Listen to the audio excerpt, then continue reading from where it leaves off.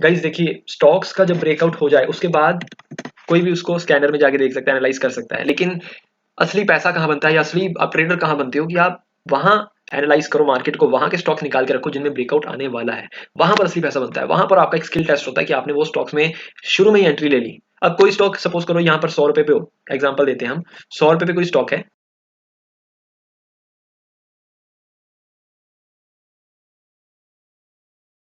Hello guys, welcome back to another learning video, trader Swami this side. तो guys आज इस video में मैं आपके साथ कुछ ऐसे स्टॉक्स को डिस्कस करूंगा जिनमें कि नेक्स्ट वीक ब्रेकआउट आ सकता है और मोस्ट प्रोबेबली मंडे को ही, यानी कि कल के दिन ही, 1 जनवरी के दिन ब्रेकआउट आ सकता है। तो ये स्टॉक्स आपके साथ मैं क्यों डिस्कस कर रहा हूँ, ठीक है। एक मैं आपको ये डिस्कस कर रहा हूँ नॉलेज पॉइंट ऑफ व्यू से कि उसमें एनालिसिस मैं कैसे करता हूँ, मैं पहले निकाल के स्टॉक्स कैसे रखता हूँ कि इनमें ब्रेकआउट आ सकता है। और ब्रेकआउट जब आता है, अगर आप तभी एंट्री लेते हो ना, तो आपको काफी लो पर एंट्री मिल जाती है। अदरवाइज बहुत अगर ट्रेंड जा चुका है किसी स्टॉक का, तब आप उसमें एंट्री लेते हो तो उसमें सक्सेस रेशियो कम हो जाती है, क्योंकि किसी टाइम भी करेक्शन का पीरियड स्टार्ट हो सकता है स्टॉक में। तो इस वीडियो में मैं जो स्टॉक्स डिस्कस करूंगा वो सब एजुकेशनल पर्पस के लिए है, मैं कोई एडवाइस नहीं दे रहा हूँ आपको भी कुछ आप ट्रेड लो, मैं कुछ नहीं कह रहा हूँ आपको। मैं सिर्फ एजुकेशनल पर्पस के लिए वो स्टॉक्स को डिस्कस करूंगा एनालिसिस पॉइंट ऑफ व्यू से। तो पहले मैं आपको चार्ट पे दिखाता हूँ कि ये लास्ट डे कौन से स्टॉक में स्ट्रेटजी बनी थी, वो सेटअप बना था कि जिसमें ब्रेकआउट आ सकता था और कैसे उसमें आया था। फिर मैं आपके साथ अभी जो उस करंट स्टेटस पे स्टॉक्स खड़े हैं वो डिस्कस करूंगा कि फिर हम चेक करेंगे मंडे को या ट्यूसडे को उनमें ब्रेकआउट आया कि नहीं आया। उसमें कुछ आपको लेवल्स बताने की कोशिश करूंगा। अगर इनमें ब्रेकआउट आता है तो इंट्राडे के लिए इनमें बहुत अच्छी अपॉर्चुनिटी बन सकती है। अब ध्यान से समझते हैं हम, ये देखिए ये आरवीएनएल का चार्ट है, ठीक है। इस स्टॉक में लास्ट ट्रेडिंग सेशन था जो फ्राइडे को, उसमें ब्रेकआउट आया था, ठीक है। यहाँ देखिए, यहाँ कहीं ब्रेकआउट आया, इस कैंडल पे ब्रेकआउट आया और यहाँ से ये स्टॉक ने काफी अच्छी रैली दी। इंट्राडे के लिए मैं बात कर रहा हूँ। अभी भी ये ट्रेड ओपन ही है, अगर आप यहाँ पर देखें तो ये स्विंग ट्रेड की तरह भी अभी ओपन है, क्योंकि बैंड के साथ साथ चल रहा है। अब ये और ऊपर जा सकता है, लेकिन अगर हम प्योर इंट्राडे की बात करें तो इंट्राडे में क्या करना होता है आपको, आपने स्टॉक लिया या कोई भी ट्रेड लिया, उसको 3-3-10 तक आपको काट के उसमें से बाहर आ जाना है, स्क्वेयर ऑफ कर देना है, उसको आपको होल्ड नहीं करना अगर आपका पर्पस इंट्राडे है तो। इसमें क्या था, मैंने क्या इसमें चेक किया आरबीएनएल में कैसे ब्रेकआउट आ सकता था, पहले मैं आपको समझाता हूँ, फिर मैं आपको जो करंट स्टॉक्स हैं वो दिखाऊंगा, ठीक है। यहाँ देखिए गाइज, ये हमारा बैंड है, मूविंग एवरेजेस का बैंड, स्नाइपर मूविंग एवरेजेस मैं यूज करता हूँ। अगर आप देखो सारी मूविंग एवरेजेस एक जगह पर आकर प्राइस को पूरा कंसोलिडेट कर रहे हैं, कभी ऊपर कभी नीचे, कभी ऊपर कभी नीचे। ये देखिए, यहाँ से नीचे आया, ज्यादा नीचे नहीं गया, फिर ऊपर, फिर ज्यादा ऊपर नहीं गया, ऊपर नीचे कर रहा है। तो यहाँ पर वो क्या कर रहा है, एक बॉक्स क्रिएट कर रहा है। ये बॉक्स पैटर्न जो होता है गाइस, ये मार्केट में अब तक मुझे जो मेरा एक्सपीरियंस है बेस्ट पैटर्न होता है, इंट्राडे के लिए भी, स्विंग ट्रेडिंग के लिए भी, इवन लॉन्ग टर्म के लिए भी। ये जो बॉक्स पैटर्न क्रिएट करती है मार्केट, बॉक्स पैटर्न में क्या होता है, बॉक्स पैटर्न में एक ऐसा फ्लैट हो जाता है प्राइस की उसमें अकोमुलेशन या डिस्ट्रीब्यूशन ऑन रहती है। अब वो कैसे पता चलेगा कि उसमें अकोमुलेशन हो रही है वॉल्यूम की या डिस्ट्रीब्यूशन हो रही है, वो पता लगता है उसके ब्रेकआउट आने के बाद या ब्रेक डाउन आने के बाद।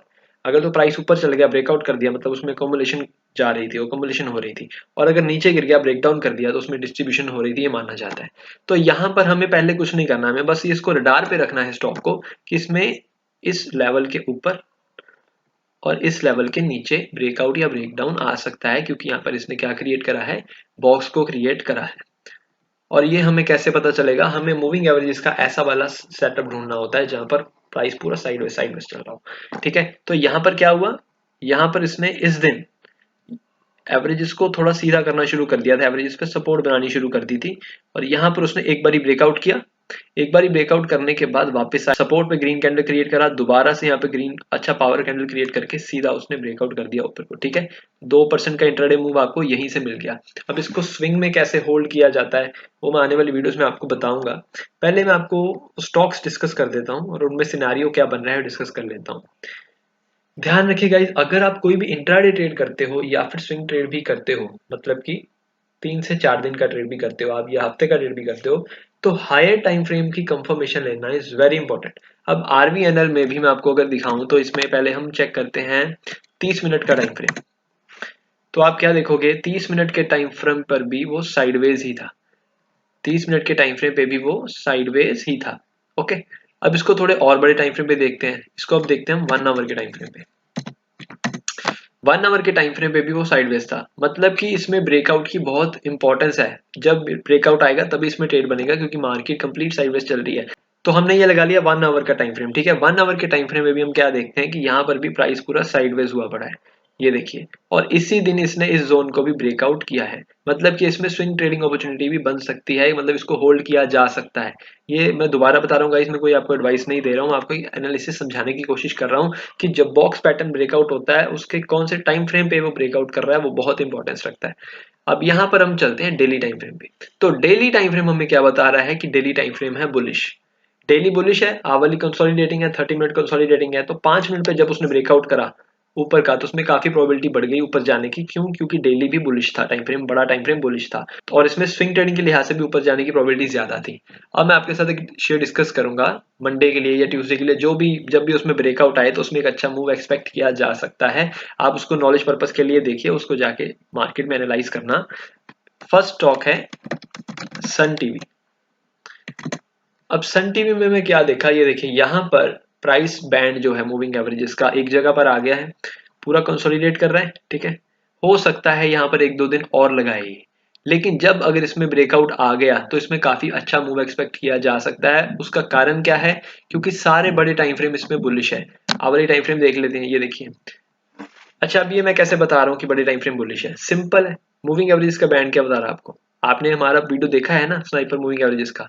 अगर नहीं देखा, आई बटन में मैं लिंक दे दूंगा, एक बार जाके सीख लो वो वीडियो, एक बार आप सीख लो, आपको बहुत काम आएगा लाइफ टाइम मार्केट में काम करते टाइम। आवरली बुलिश, ठीक है। और बड़ा टाइम फ्रेम देख लेते हैं, 2 आवर बुलिश। डेली देख लेते हैं, daily time frame is also bullish. Moving average का बैंड देखना बस आपको कि लाइन में चल रहा है ना, बस, ठीक है। ये नहीं देखना मैं कितना दूर चला गया कितना नहीं, वो अभी की बात नहीं, वो बहुत बाद की बात है, ठीक है। तो 5 मिनट पे हमने क्या देखा कि 5 मिनट पे प्राइस ब्रेकआउट स्ट्रक्चर बना रहा है। अगर इसने इस लेवल के ऊपर ब्रेकआउट दिया तो इसमें काफी अच्छा मूव एक्सपेक्ट किया जा सकता है। हाँ, अगर नीचे का उसको ब्रेकडाउन करता है तो उसमें हमारा कोई एंट्री नहीं बनती, क्योंकि हम ट्रेंड के अगेंस्ट हमें ट्रेड नहीं करना है, या ट्रेंड के अगेंस्ट हमें कुछ भी एनालाइज नहीं करना है, ठीक है। यहाँ देखिए, अब इसमें कौन से मेजर लेवल्स बनते हैं। मेजर लेवल इसमें बनता है ये वाला, ये देखिए। और इसके ऊपर अगर आप देखो तो इसने 5 मिनट की कैंडल में ब्रेकआउट दे दिया था, अब ये वापस गया है रीटेस्ट करने, ठीक है। तो इसको मंडे को देखेंगे कि अगर इस लेवल को दोबारा ब्रेक करके चलता है ये, तो इसमें काफी प्रोबेबिलिटी बढ़ जाएगी, ब्रेकआउट करके ये ब्रेकआउट को फेल ना करने की बहुत प्रोबेबिलिटी बढ़ जाएगी, ठीक है। यहाँ पर मूविंग एवरेज का बैंड कुछ ऐसा चल रहा होगा। यहाँ पर अगर एक स्ट्रॉन्ग कैंडल आती है तो काफी अच्छा ब्रेकआउट यहाँ से हो सकता है। और सेकंड स्टॉक है औरोबिंदो फार्मा। गाइस देखिए, स्टॉक्स का जब ब्रेकआउट हो जाए उसके बाद कोई भी उसको स्कैनर में जाके देख सकता है, एनालाइज कर सकता है, लेकिन असली पैसा कहाँ बनता है या असली आप ट्रेडर कहाँ बनते हो कि आप वहां एनालाइज करो मार्केट को, वहां के स्टॉक्स निकाल के रखो जिनमें ब्रेकआउट आने वाला है, वहां पर असली पैसा बनता है। वहां पर आपका एक स्किल टेस्ट होता है कि आपने वो स्टॉक्स में शुरू में ही एंट्री ले ली। अब कोई स्टॉक सपोज करो यहाँ पर 100 रुपए पे हो, एग्जाम्पल देते हैं हम, 100 रुपए पे कोई स्टॉक है। तो एग्जाम्पल लेते हैं हम कि अगर कोई स्टॉक यहाँ पर 100 रुपए पे है और 100 रुपए के प्राइस से उसने थोड़ा सा ऊपर गया, वो 104 पे गया, ब्रेकआउट बना दिया उसने, और यहाँ वहां पर आपने बाय कर लिया, तो आपकी बाइंग प्राइस क्या होगी? 104, और आपका स्टॉप लॉस कहीं आसपास यहाँ पे हो गया। लेकिन आपने क्या किया कि इसको और वेट करी कि अच्छे से, और ये वाले पिछले हाई को भी ब्रेक कर दे, ये वाले हाई को भी ब्रेक कर दे, इसको भी ब्रेक कर दे, तब मैं देखूंगा, तब मैं सोचूंगा। तो यहाँ पर करते करते इसका प्राइस हो गया 120। अब यहाँ पर आप ले नहीं पाओगे, आप क्या कहोगे? मैं यहाँ पर लेना था, मुझे यहाँ पर बहुत सस्ता मिल रहा था, 104 पे मिल रहा था। तो ब्रेकआउट पे आपको रडार पे रखने होते हैं अपने स्टॉक्स की, जिसमें ब्रेकआउट, फर्स्ट ब्रेकआउट जो भी होता है ना, कोई भी पैटर्न आप देख लो मार्केट में, जो फर्स्ट एंट्री होती है वो बेस्ट एंट्री होती है, वो सबसे लो रिस्क एंट्री होती है, और वो सबसे सस्ती एंट्री मिलती है आपको स्टॉक में, बेस्ट, जिसमें आप क्वांटिटी भी ज्यादा ले सकते हो अपने रिस्क मैनेज के हिसाब से, क्योंकि आपका स्टॉप लॉस छोटा होता है वहां से, और धीरे धीरे आप ट्रेल कर सकते हो, आपकी प्रोबेबिलिटी बहुत बढ़ जाती है प्रॉफिट में आने की। अब औरोबिंदो फार्मा में क्या बन रहा है? यहाँ पर औरोबिंदो फार्मा में भी यहाँ पर मूविंग एवरेजेस का बैंड कंसोलिडेशन कर रहा है। हो सकता है यहाँ पर 1-2 दिन ये और रुक जाए 5 मिनट के टाइम फ्रेम पे, लेकिन अगर इसने इस लेवल का ब्रेकआउट अच्छे से कर दिया, ये देखिए, मैं यहाँ पर अच्छे से लाइन लगा देता हूँ। यहाँ पर देखिए, ये जो लेवल है इसका, ये मेजर लेवल है इंट्राडे पर्सपेक्टिव के लिए मैं यहाँ पे बात कर रहा हूँ। और नीचे का लेवल इसमें ये है, अगर नीचे का लेवल ब्रेक करता है तो उसकी कोई इंपॉर्टेंस नहीं रहती है, क्योंकि बड़े टाइम फ्रेम सारे बुलिश हैं, तो हमें बीरिश ट्रेड उसमें के लिए नहीं जाना है, बीरिश के लिए नहीं जाना है हमें। और बुलिश का अगर हम यहाँ पे ध्यान से एनालाइज करें तो इसने ऑलमोस्ट यहाँ पे लास्ट कैंडल में ब्रेकआउट कर दिया था, लेकिन अगर मंडे को फिर से यहाँ पर एक स्ट्रॉन्ग कैंडल आती है तो काफी अच्छी अपॉर्चुनिटी बन सकती है यहाँ पर। मतलब ये वो स्टॉक्स मैंने आपको दे दिए जिसमें नेक्स्ट वीक ब्रेकआउट आ सकता है, और अगर आप इंटरडे ट्रेडर हो तो आपकी बहुत अच्छी अपॉर्चुनिटी बन सकती है। और अगर आप उसको स्विंग भी होल्ड करने के लिए जाओ तो स्विंग के लिए भी 2-3 दिन आप इसको होल्ड करने की अच्छी अपॉर्चुनिटी बनती है, क्योंकि बिगर टाइम फ्रेम सारे बुलिश हैं।